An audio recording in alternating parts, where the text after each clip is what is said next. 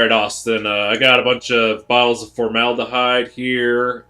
They're really dirty. I'm gonna need you to dump them straight into the Mississippi River. And if you don't, you're fired.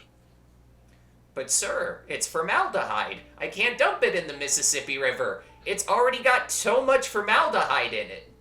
Do you think Please. I'm an idiot? Do what I told you to do. Okay, fine. But I don't think people are gonna like the dust when it gets in the Mississippi River. We were used to drinking formaldehyde around here, but the dust is gonna cause issues. It's not strong enough. You actually bring up a good point there. 86, the whole thing. Hello and welcome to Bomb Squad Matinee. I am the host of this episode, Tim M. Sullivan, and with me I have... Hi, I'm Austin's Weebleman, and I lacked protein when I needed it most. That's why sometimes I doze off like a sick rooster. We've all been there. That's right, this is the Tim and Austin Show. I believe a channel first. This should be a fun time, and today we are talking about The Host. The 2006 creature feature from Bong Joon Ho. And much like the last couple episodes, we're just going to get right into it. No warm-up question. Because, the first logical warm-up question I could think of for this is, what do you think of Bong Joon Ho as a director? We already did that for Mickey 17. Next step, what's your favorite creature feature? I already did that for Jaws. Okay, get a little more specific. What's your favorite kaiju movie? Oh, it turns out we did that for Pacific Rim. So, not a lot we can really do as a warm-up question for this that we haven't already done. So, we're just going to talk about our thoughts on the movie.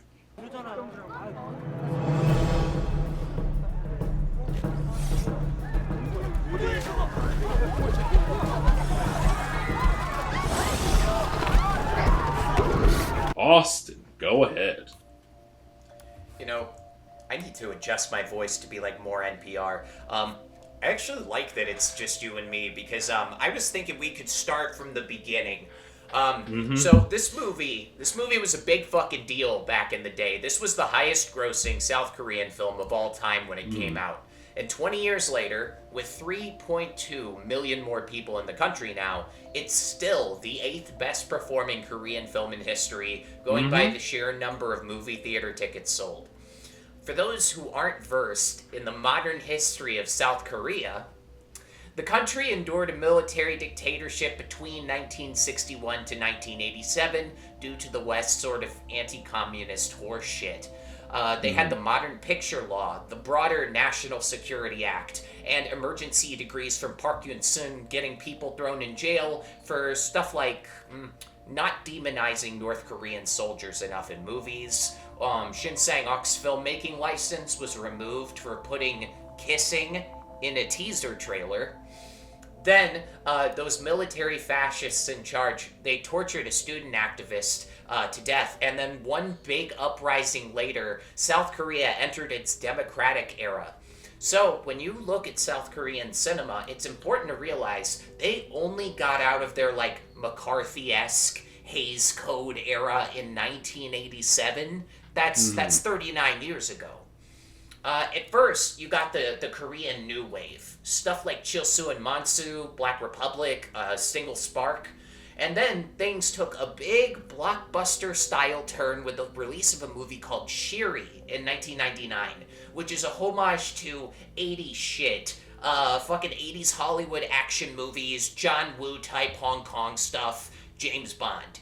There were other blockbusters that followed, most of which seemed to be war movies. Then, stuff popped off in really fantastic fashion when Bong Joon Ho released his second feature film, Memories of Murder, which sold more tickets domestically than The Matrix Reloaded did.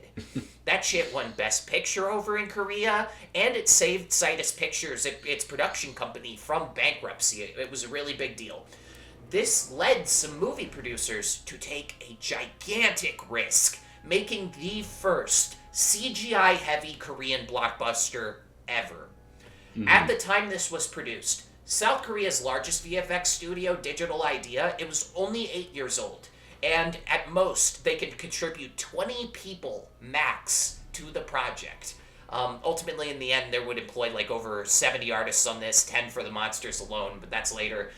So what they had locally was insufficient. So they reached out to Weta Workshop, famous for their work on the Lord of the Rings films. Mm-hmm. And then at the last minute, pricing negotiations fell through, and they went with The Orphanage, the VFX shop that had recently done Sin City and Hellboy.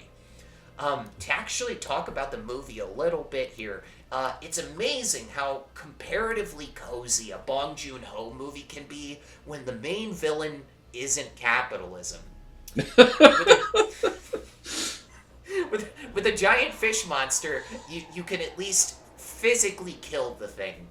Yeah. And this movie, it gets the gold medal for seamlessly blending horror and family drama, black comedy, and political satire without letting any single element overwhelm the others. It's remarkable how funny the bonsang kind of communal mourning scene is. And then, on the other end, you've just got impossibly bleak shit, like the complete silence in both of the scenes where the daughter is caught by the monster's tail. Mm-hmm. The host follows the Jaws template of ordinary people embarking on a quest to obliterate a hellish demon. Bong does this really gratifying screenwriting thing where every member of the main family is a loser with some distinct, deeply embarrassing activity that they're doing at the beginning of the movie. These activities are then brought back at the end in a cool way. Like how Namil goes from he's drinking soju bottles at the top to throwing Molotovs at the end. Namju, she fucks up the archery tournament, but then uses a flaming arrow to critically wound the monster.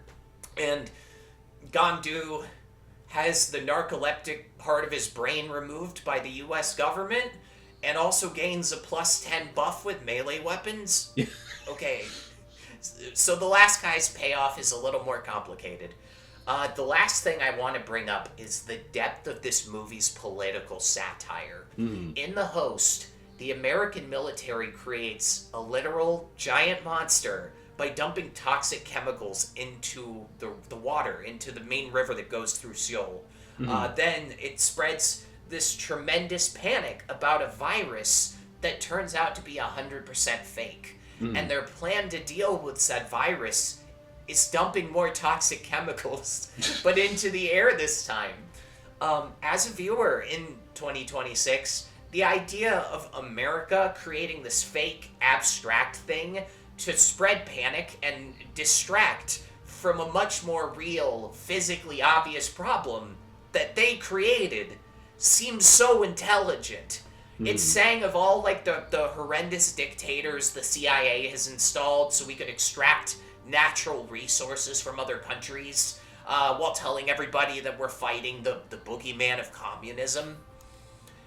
There's other lovely stuff that I'm sure you and I will talk about in a more free-form, like general discussion part. But to side my check here, The Host is a historically important South Korean creature feature with a deeply intelligent screenplay that makes the Roland Emmerich Godzilla movie look like it was written in crayon. It's somehow hilarious and horrifying. It's spectacular and down to earth all at once. Also, it has the single best long take of any giant monster movie by a colossal margin. I am giving this a big, enthusiastic 9 out of 10, and I'm so excited to hear your thoughts, Tim. Hell yeah, good stuff.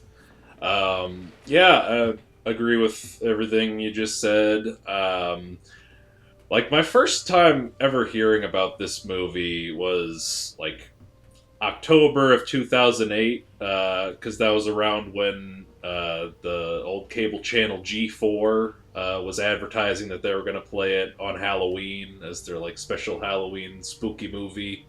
I imagine that's probably where a fair amount of people around our demographic found out about this movie.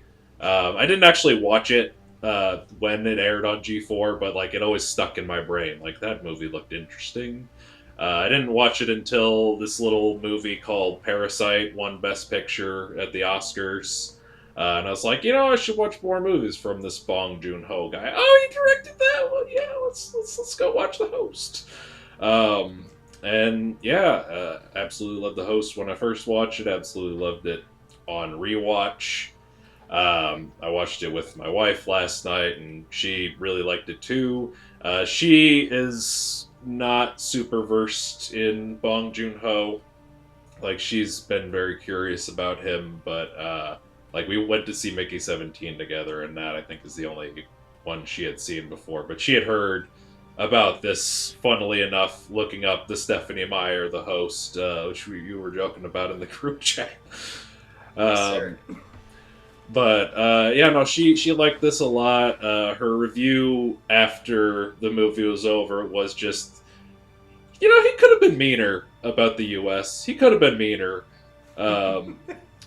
Which, like, looking up all the, like, quotes and stuff from Bong Joon Ho, like, he has specifically said, like, it's not specifically, like, anti-U.S. movie. Like, it's very critical of U.S. things, but, like, it's not just a big fuck you finger to the U.S.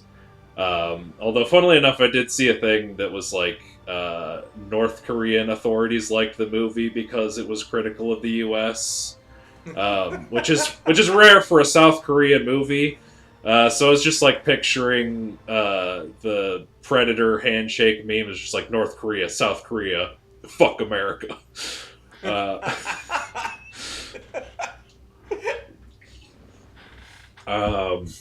But yeah, no, it's got a lot of really great social commentary. That opening scene of the guy pouring the formaldehyde down the sink.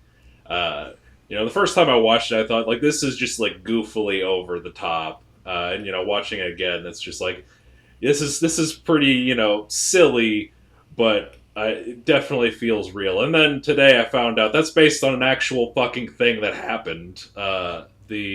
The McFarland incident. It's just they shot basically exactly what happened. 480 bottles of formaldehyde dumped into that drain right into the Han River. And that's Jesus Christ. It's so bad. It's so bad. Like, that was one of the big inspirations for this movie getting made. Bong Joon Ho also said that, like, I think it was in like the 80s, he swears he saw some kind of creature around that bridge, and he's just like, someday if I make a movie, I'm gonna make a movie about that creature. And it all just kind of came together here. Yeah, I really love kind of what this movie says about all this stuff with like the military, like the U.S. intervention, and kind of how South Korea is dealing with these things, like all the red tape that they have to deal with. I think there's a lot of interesting stuff there. I did like kind of what you were talking about, where like all the central characters are this sort of dysfunctional family that all have their specific flaws, and like Bong Joon Ho said that he hates how so many monster movies the hero is like some big like muscle man or like the military or something. He just wanted it to be like a regular guy, like a regular family of like a misfit band of losers, and like we get that. I think all of the characters are really well fleshed out. I love the creature design. Like, it's one of those movies where like the CGI looks very CGI, and I used to look at that as like a mark against the movie, but now in 2026, in the era of just like shitty photorealism and AI, I'm just like, I look more at like, what are you doing with the CGI? Are you doing something interesting with it? And like this movie's absolutely doing something interesting with it. The creature design is so unique and interesting. Uh, like it, it's a really interesting like fish creature design, and like he specifically said he wanted to make it more grounded. He wanted to like keep it small enough that it could like do acrobatic stuff and sneak behind walls, which makes it a more interesting kind of threat than your giant like Godzilla kaiju just stomping buildings. To have something where you have to watch out for it. It's an interesting creature.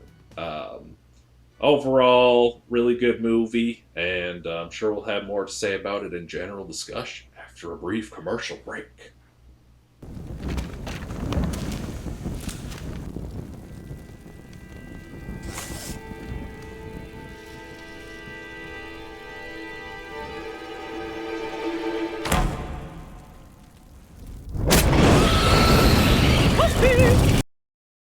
Welcome back from that ad break. Time for another ad. MoviePalette.com. It's a website with lots of palettes containing thin lines representing the dominant color of each frame of a movie. I got one right there for the film Mandy. Tanner has one for Punch Drunk Love, but he's not here tonight. You could get one of your own. They probably have one for the host. If they don't have one, you could get one custom made. Sure, they have Parasite. That was the Best Picture winner. It was a big deal. Any movie you want to get. Like I said, you can get one custom made for a little extra, even if they don't have it on the website. So just go to moviepalette.com, pick whatever movie palette you want, and before you hit checkout, enter the code SQUAD15. Save 15% on your order. Thank you so much. Now back to the show. General discussion. You got anything you want to kick us off with? Donald. I would like to talk about Donald for a second. All right. We actually have a couple of just like comically evil white guys in this movie, kind of at the beginning and very close to the end. The first evil white guy, he was a character actor. He was in the movie Monster with Charlize Theron, and that's what made Bong Joon Ho kind of notice him, along with some older stuff that he did. And then the kind of like fucked up eyes guy later, he's Robert Lazar. I'm already forgetting his name. He was the bug expert in Silence of the Lambs. A really, really memorable face. But there's also, during the amazing kind of opening like scene where the monster's introduced about 18 minutes in, there's this like clean-cut Chad Michael Murray looking like young military guy named Donald, who's a subject of discussion in some pretty funny ways for the rest of the movie, even though he's really only on screen for this one scene. And I couldn't stop thinking about, like, you know how like everyone has like a generic white guy name in their brain? Like mine is like Michael Smith, you know? Sure. I think what might have influenced a Korean man to be like, we need a generic like white all-American boy. So the name Donald. Do you know that overseas Ronald McDonald is not Ronald McDonald, he's Donald McDonald. So I think they named this guy after Ronald McDonald, Asian Ronald McDonald. I think they were just like, yeah, we need a silly sounding white name. Let's name him after the Burger Clown. I think that the name Donald has a completely different thing over there. That's my headcanon, is he's named after Donnarudo, fucking Donald McDonald. Hell yeah. Yeah, I can definitely see that. Also, one last thing. The most powerful character in Mugen. If we have any Mugen fans out there. Hell yeah. One thing I did want to bring up is there was a planned sequel. I read a little bit about this. They were going pretty deep into like pre-production and like some brief production on it. Bong Joon Ho was not involved with the project. He refused to direct a sequel to The Host, but let's see. It was producer Choi Young-bae hired his friend Kang Ful to direct The Host 2. or to write the host to. Um, yeah, it I guess was going through like a largely Chinese cast. Hmm. It ended up getting canceled. Um, but there's like a 3 minute scene that you can find on YouTube. I watched it, and like I think it would have been an okay monster movie, but without Bong Joon Ho at the helm, like it wouldn't have been the interesting political commentary. It's kind of like Godzilla minus one is such a perfect film. They could never make a sequel to Godzilla minus one.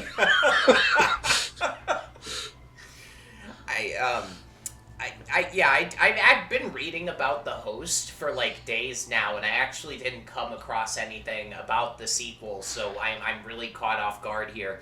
I think the way that they ended this film was really tasteful, because a lot of horror movies, you get like the ghost ship thing, where the very last shot of the movie is just like, ooh, he survived, get fucked. Yeah. In this, they have something a little more tasteful. They have the main character forever changed and like vigilant for the rest of his life, kind of staring out the window with a shotgun ready, just in case he does come back. But we get zero indication that the monster is still there.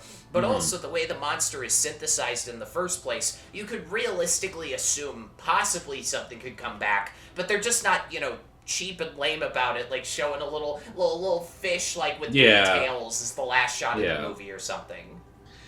Yeah, and like I was just talking to my wife about this, and she had a really interesting take on kind of how the movie ends, because like obviously uh, the daughter has died, but the kid that she saved is alive, and now he's taking care of this kid, and she kind of pointed out that like this is a movie where we can clearly see like who is at fault. Obviously, it's the fucking McFarland guy for getting that shit dumped into the Han River, and the military for fucking Agent Yellow.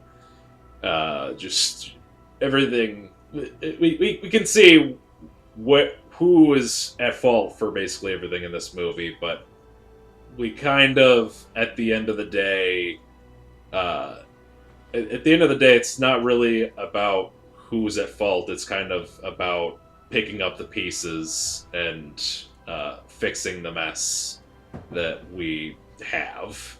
And he kind of does that, he has lost his daughter, but now he has this kid, and he's gonna take care of him the best he can, which I think that's good. It's a good kind of bittersweet, like you don't get the perfect she's saved, but there's still that sort of glimmer of positivity, like he's still taking care of this other kid. I like it as a climate change movie, Mm-hmm. even though I'm not sure if that was the entire influence. I like the idea that we have to come to terms with the fact that some people are going to lose their children to climate change. That it kind of like reinforces the severity of it, in that the film is like, now maybe one out of two of your grandchildren are going to die, whereas if this didn't happen, they might both still be here. One thing that I completely missed that I think was brought up in the commentary track was that the little boy. Well, okay, two things. One that I missed that's kind of cutesy, and the other that's more, kind of thematic. The little boy is the first character to show up on screen after the McFarland incident. After the guy commits suicide. Sorry, I'm getting my timeline mixed up. The second they introduce the food stand, you see the little boy there trying to take something. And, of course, I didn't catch that. Someone had to tell me about that. That's interesting. Yeah, he bookends the film, even though you don't know it, because you haven't met this character, you don't know they're significant yet. But then the other thing I didn't catch that's like more thematic is this little kid kind of mirrors what the main character went through when he was a child. Yeah. Having to rely on the kind of sorry eating food from, organic farms, random places kind of thing. So it's like somebody gets to take the broken little boy that they used to be and, get to be the father their father never was. And it's kind of nice in that way. I associate some of these very directly, ain't that neat screenwriting things for some reason with 2000 aughts filmmaking. Like, I remember writing movies in high school and trying to be like, all right, well, this happens in the first scene, so we need this in the last scene. Character's drunk, he's got to throw Molotovs later.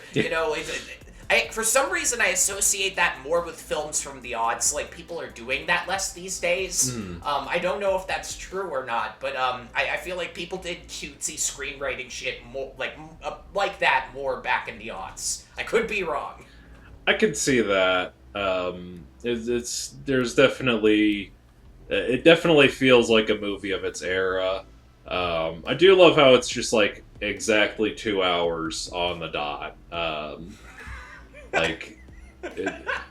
It's a pretty reliable runtime. But yeah, it does feel like a very 2000s specifically kind of movie. And you were talking about kind of the whole he's the main character's kind of like taking care of this kid who's in the same situation he was in. I also really like how his dad was so sympathetic towards him when the brother and sister were being kind of shitty. It's just listen, he had a hard childhood. He's not all there. And being very sympathetic to the whole he lost his kid. Man, getting killed because your kid can't count is so fucking funny. I think we should bring up that the creature, when it was being designed, to get to some BTS stuff a little bit. The creature had a nickname. Yep. I'm sure you might have read about this. Steve Buscemi. Bong Joon Ho and creature designer Woo Jin-ho and Jenki Chul, they referred to the monster as Steve Buscemi. This was based on his character from a famous Coen Brothers film, Tim. Fargo.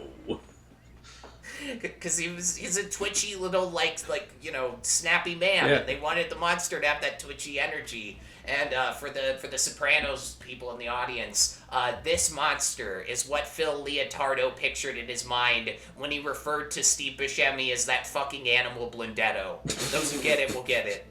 But I thought that was funny. Now, rewatching the movie, I'm gonna see fucking that guy. So, as you know, me and my wife have a cat named Meg, which is short for Megalodon, and we've talked about if we get more cats, we want the naming convention to be all cats named after monsters. So now we're just we need to get a female cat because the monster in this is referred to by Bong Joon Ho and the other creators as her. They think of the creature's female. We're gonna get a female cat named Steve Buscemi. That's the plan.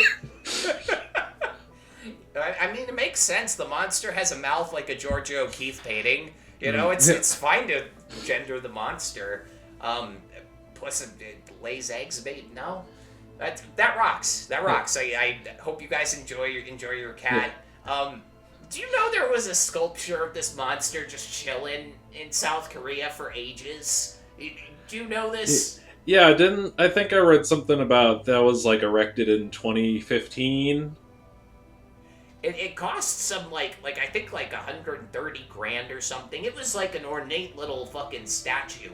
But the locals, they felt ashamed of it. For starters, I think they looked at how much it costs and they were like, "Oh my god.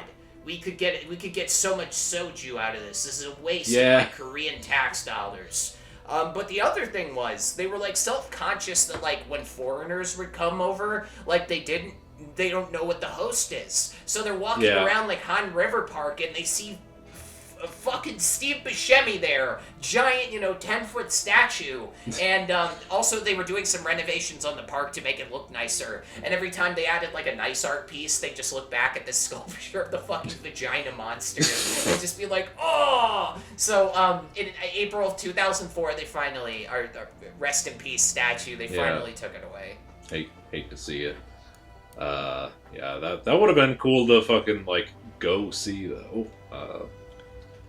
I would take a picture of me with, like, in the host monster's mouth. Yeah. Over, like, 10 pictures of me doing the Leaning Tower pizza thing where I'm, like, putting my hands on the Leaning Tower. Oh, yeah. That is so much cooler than, like, doing a little heart hands pose in front of the Eiffel Tower. It's like, look, Mom, I got 8 in South Korea. I got 8 up. Yeah. Obviously, Bong Joon Ho is famous for a lot of his movies are very, like, darkly comedic, and, this is a movie that kind of jumps back and forth between its very serious and very, like, kind of silly, funny moments, and, like, it is, like, kind of crazy how, like, heavy the switch can be. Like, I'm just thinking of whenever it would cut back to the monster in the cave and, like, it'd just be, like, regurgitating people, and then we get to the one part where they're just, like, expecting, a new person, just fucking bones, just all the bones. I love that sequence because this is an R-rated film. Yeah. And I think a lot of monster movies would benefit from being R-rated films. But for those of you who are, like, scared, like, I feel like on one end of the spectrum you've got the Blob remake, where the monster is there as a way to deliver gore. The Thing is also kind of on this side of things. This, and then on the other end you have, like, the Roland Emmerich Godzilla, where people die by getting stomped on by a giant foot in profile. It's like a Monty Python sketch. This is somewhere nice in between, where a lot of the times the violence is in such a way where it's not. Sometimes it's bloodless but still visceral, like the woman getting pulled by her hair. And then on occasion it's bloodless but tasteful, like the people trying to break out of the trailer thing and you just see a little bit of blood. And so when that moment comes, or like a lot of people just get eaten.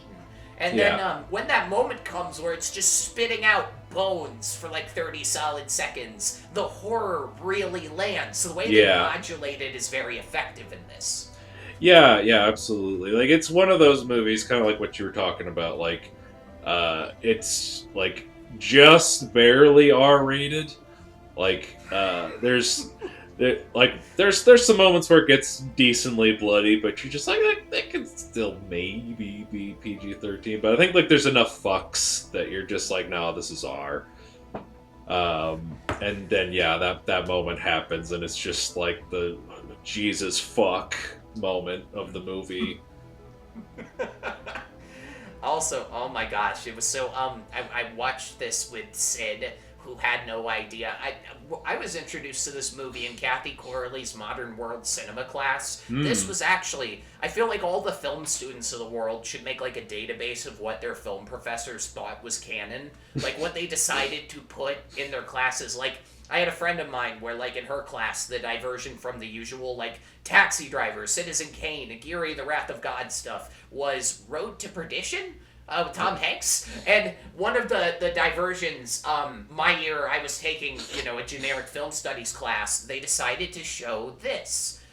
So, that kind of put it up on, like, a really big pedestal. And she also went on a similar rant. I got the same kind of, like, analysis of Korean history from Kathy's wonderful speech in that class. I hope that's accessible somewhere. Hell yeah. But yeah, it's an important monster. Where would you put this? Would you rank this in your top 5 monster films? I gotta know, because you've seen more of them than me. I haven't thought too much about that, but it's probably up there. Like, if you watched the Jaws episode, I asked what's your favorite creature feature, and for me, I put Alien. That's gotta be it. But I think The Host is up there for sure. Much like you, I pretty much give it like a 9 out of 10. The 10 out of 10 for me is a rarity, though, as we established on the One Battle After Another episode. Um, but I would say it's ranked pretty high. Like, it's funny that you mentioned that whole, like, what your film professor thinks is, an important thing to watch. Um, in my, like, I didn't take the modern world cinema class, but, like, in my film, television, and video, film and television appreciation, that was what it was called. In that class, the last day of class, the teacher's lesson was basically, sometimes you're going to watch a movie that you love that critics hate, and you have to realize that that's okay. And the movie he played was a movie that he feels that way about, which was Sleepless in Seattle, which I just think is very funny. It's adorable. Yeah. Oh, God. I took a class. We had a teacher. He was a scary old guy, really smart. I think his name was Dennis something. He'd kill me for this. I think he actually has like a career in film. And he was obsessed with Kevin Kline. And Kevin Kline has been in some movies that you would just like as far as the critical reaction, you would call them middling. And every class he'd get up and be like, Kevin Kline is a genius for what he did in Dave. And it was just kind of funny taking a film studies class where the guy was treating every Kevin Kline movie as if it was, like a beginning of career Orson Welles picture. It was so good. I'm gonna become a film professor, and I'm gonna teach a class called The Films of David Bowie. Day 1, Zoolander. Let's go. May I go on a VFX related rant for like 1 minute? Oh, let's go. They got motherfucking Kevin Rafferty as the VFX for this film. That dude is a fucking legend.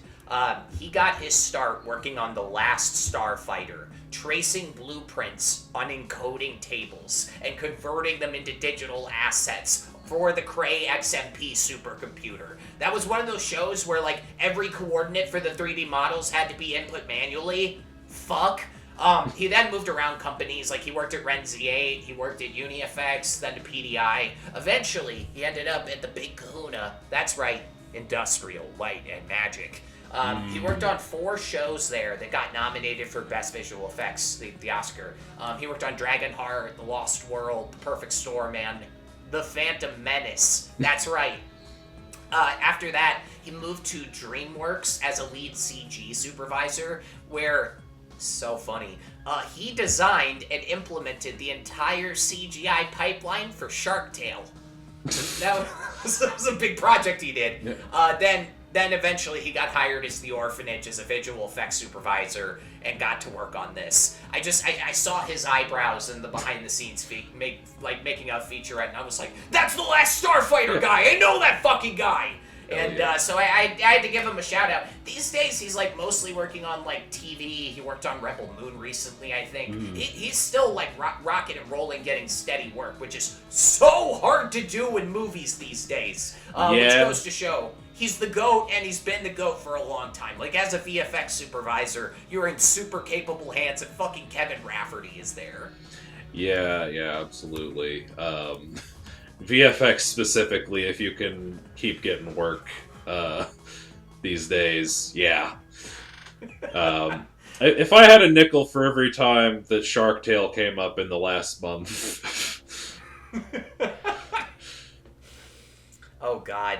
I have something negative to say about the movie, but it's weird. I feel like people will say shit like this about a movie and then, like, shift the vibe to be like, all right, critical support for Bong Joon Ho's the host. Yeah. We can't forget to put an asterisk by our 9 out of 10. And for some reason, I don't feel that way. But I still have to say this, because we don't know if it's true yet. So after watching the behind-the-scenes documentaries, I genuinely believe this is one of those movies like Stalker, the Tarkovsky movie, or The Conqueror, that John Wayne film, where we're going to find out in like 10 years that it gave a bunch of people who worked on it cancer. For Hmm. for those who don't know, they filmed in the actual sewers for this movie. Some people say, like, I've read that, like, people frame it as, like, Bong Joon Ho insisted in shooting on location, but he says in the making of documentary it's partially, like, it's budget limitations. He says if it Yeah. was a Hollywood movie, they would have had sets. And the set where the girl is kept is a set. Everywhere else, though, sewer. Everybody had to get tetanus shots and vaccinations before setting foot down there. One story that just fucked me right up was about how the crew had to break up the frozen sewer water on certain days, and apparently little specks of gray water got on their skin and faces, and later they developed rashes where the little ice Jeez. specks had landed. Also, the grip and electric department trying to run cables in the sewers is like the stuff nightmares are made of. They were just like taping the wires to the walls in these long kind of patterns, trying not to electrocute anybody. Like, they are baller as fuck for doing this, but also, like, give it 10, 15 years. Just keep an eye on how these people pass away. Yeah. Holy shit! Yeah, that's nuts. And yeah. Again, I can't necessarily fault them too much because of the budget limitations thing, because they had to spend a lot on the VFX for this. Largely because like Bong Joon Ho was like talking about how he specifically was kind of against the frame of mind that for a creature feature you need to hide the monster. He's like, no, I want to show this fucking thing. We need to get some footage of this monster. Um, which like I think that is kind of an interesting kind of dichotomy because like Jaws works because you don't see the monster a whole lot, but I do think this specifically works because you see the monster a whole lot. Um, I think partially because like this is such a fantastical creature, and Jaws is a shark. It's a big A shark. shark they could barely get to work. Yeah. A mechanical shark that gave them so much trouble. Yeah. I, Yeah. That was one where they only used so much footage because they only could use so much footage. I can't agree with you more, honestly. Because I've been hearing that bullshit for, like, literally fucking ever, and people state it as if it's an absolute. And only Siths speak out kill me, bro. No, it's fucking everyone in like screenwriting class is like, oh yeah, the imagination is the scariest place in the human mind. If you show them just little glimpses, like every movie's supposed to be the fucking ritual or something. Yeah. In this, they introduce the monster in like this is like wide far away shot where the shape of it and its mechanics barely make sense, and then they move into, as I said before, the best oneer of any giant monster movie. The way they introduce this thing, in combination with like kind of the scary drum music, I felt a primal fear the first time I saw that oneer where the monster is just fucking destroying people. This is like, there should be an equal and opposite school of thought that you can absolutely do your movie better depending on what your monster is. Like, if Right. you want to go like the shock and awe route, where it's just like you introduce the monster all at once and it's just so fucking scary you don't want it to be around anymore, Yeah. that works. I can Yeah. see how that works. This is proof that works. Yeah. 100%. And like, I think, like, speaking as somebody who works in indie film in a small town, like, you have to at least show your monster a little bit for sure. If you ever watch a movie called Hogzilla, there's a movie called Hogzilla that features Joe Bob Briggs, and you don't fucking see Hogzilla in this movie. It's bad. Oh man. Yeah, no, you Shit. hear the title Hogzilla, you're like, oh, let's go. This is gonna be some goofy ass fun. But it's like they couldn't afford to put a monster in like hardly any of the movie, so it's just a lot of people talking about Hogzilla.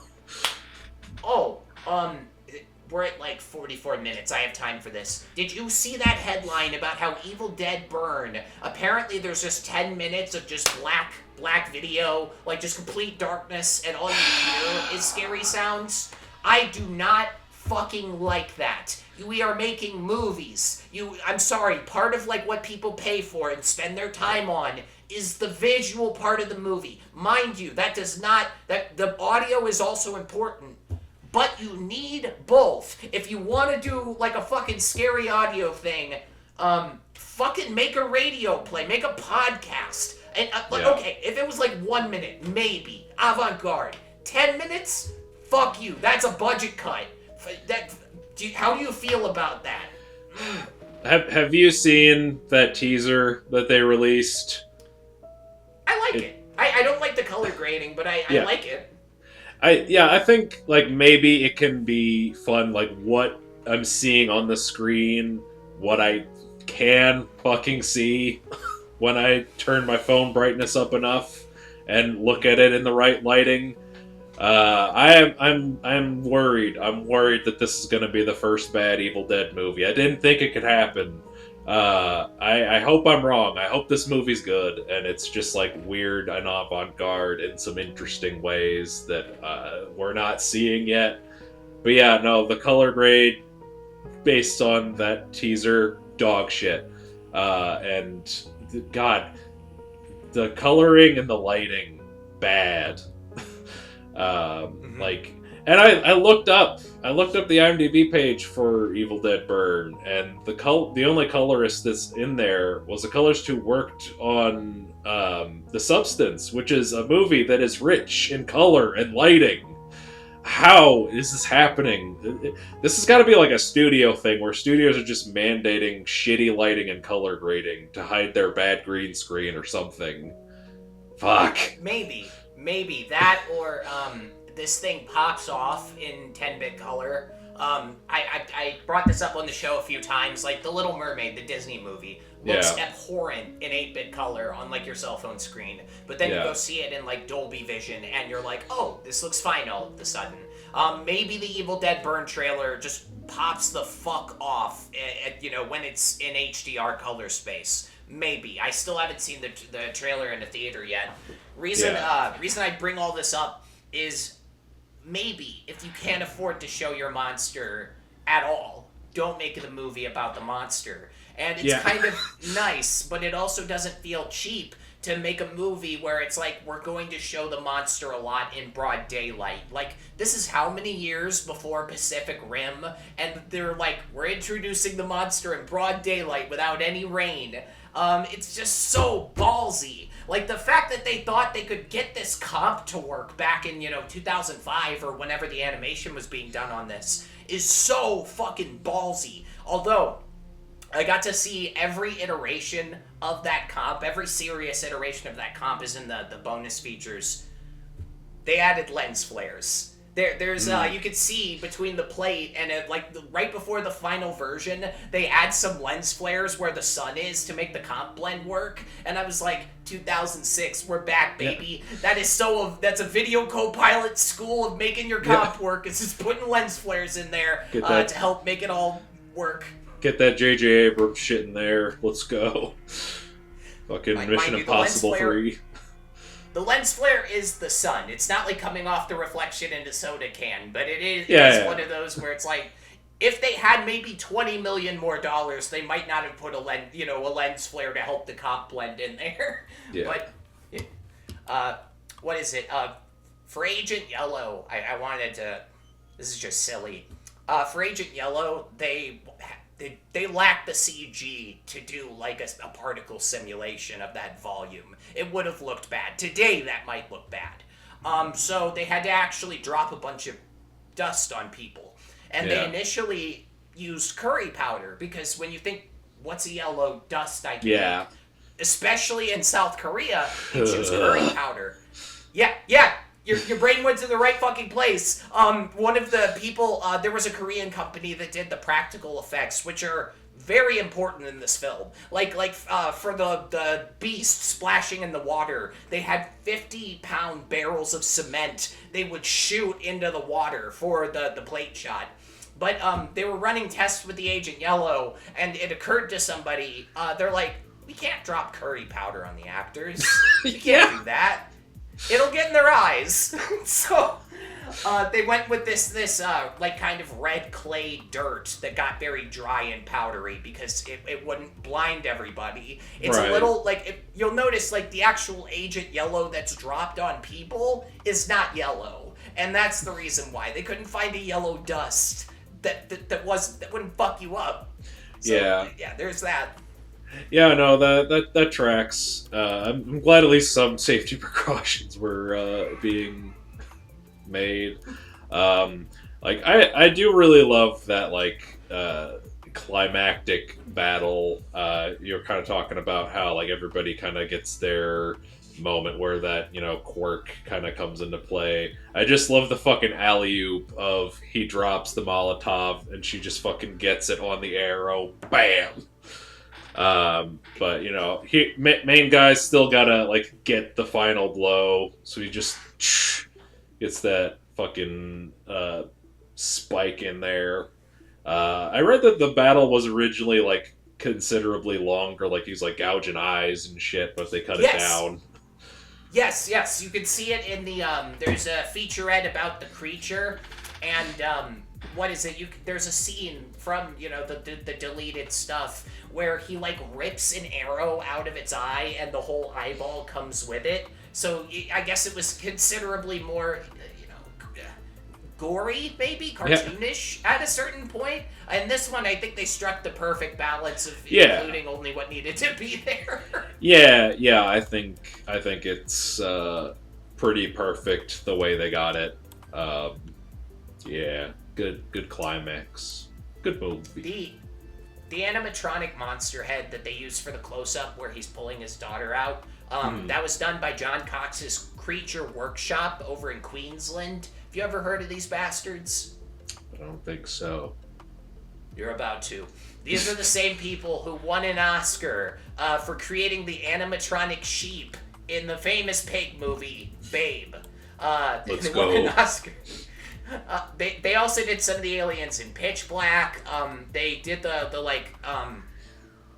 marquettes that got scanned into CGI for the Scooby-Doo movie, like Buff Scrappy.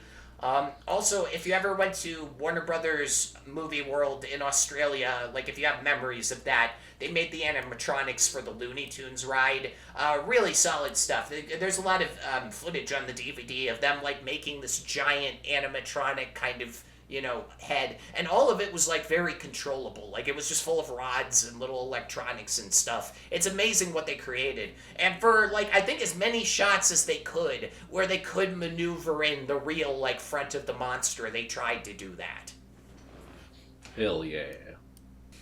One of the original ideas for the creature had it ripping people's clothes off before it ate them. The creature dude described it like a monkey peeling a banana before eating it. They didn't end up going with this for some reason. But the wild part about that story is, in the early stages, the animators who were trying to work on like mock-ups for this, they complained, like, we don't have any reference footage of somebody getting their clothes ripped off by a monster. So creature designer Hee Sol Jong made a video where such a thing happened.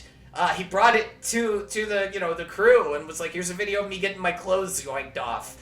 Which I imagine for most normal people, that's like a special type of nightmare that HR professionals get when they have the flu, is somebody doing that at their place of work. Yeah. And then my final thing I want to go out on, for all you host heads out there who want more The Host, Bong Joon Ho actually made a short film called Sink and Rise that's like a prototype for this movie.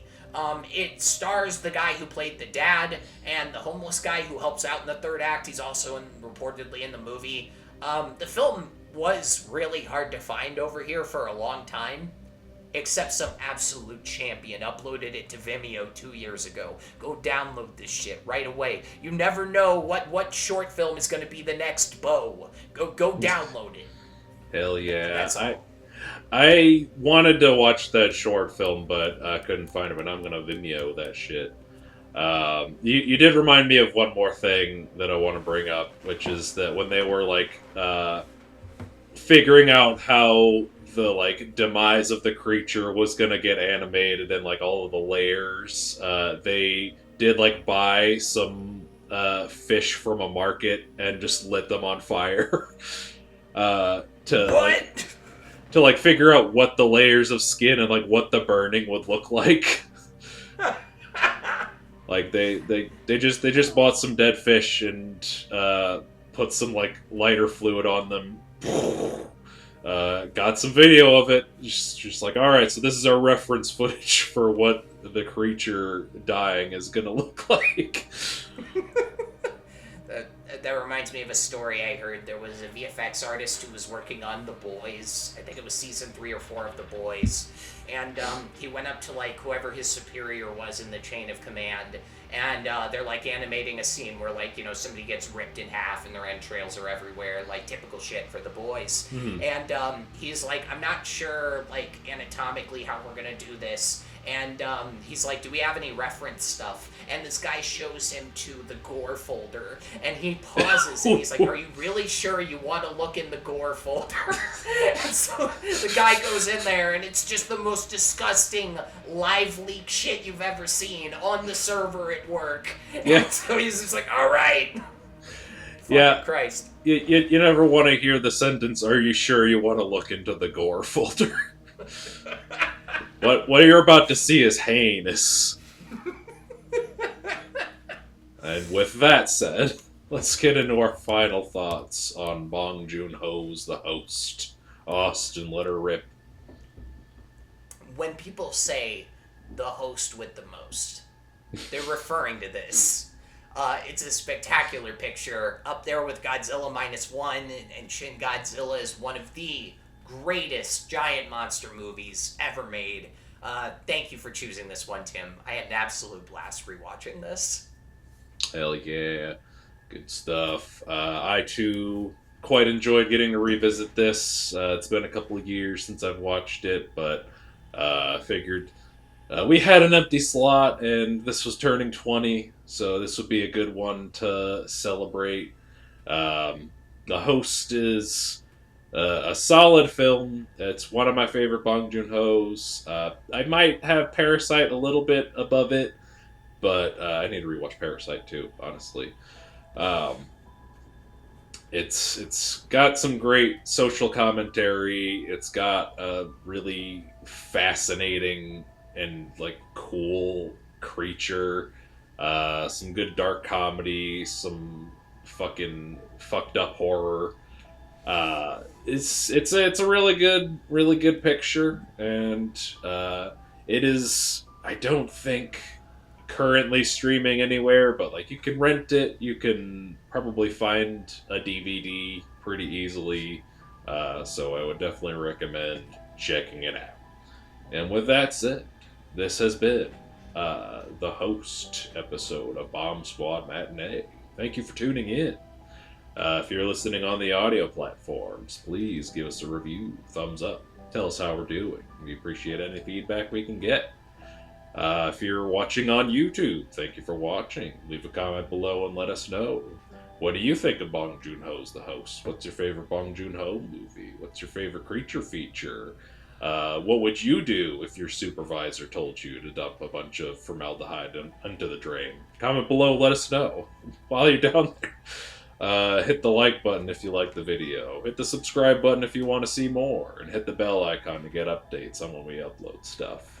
If you want to support us, check us out on Patreon. Got 2 tiers. $5 tier gets you access to commentary tracks, and $10 tier gets you access to a shout out. So many thanks to Tanya Craft. We appreciate your patronage of the channel. And if you want to give us money in a different way, you can go to bombsquadproductions.shop. We got shirts, we got posters, we got hats, we got stickers, magnets. I got a bunch of stuff. You can buy it, give us a little money. Works out for everybody. Be sure to tune in next week for a Joe V hosted episode where we'll be talking about The Nice Guys. Should be a good time. That's another one that I've been wanting to rewatch for a while, so that should be fun.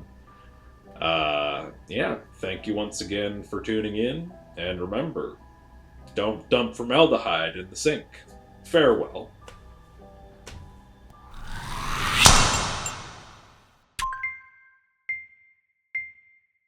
Just slid my ticket across the table and I said, sorry guys, I gotta see about a girl.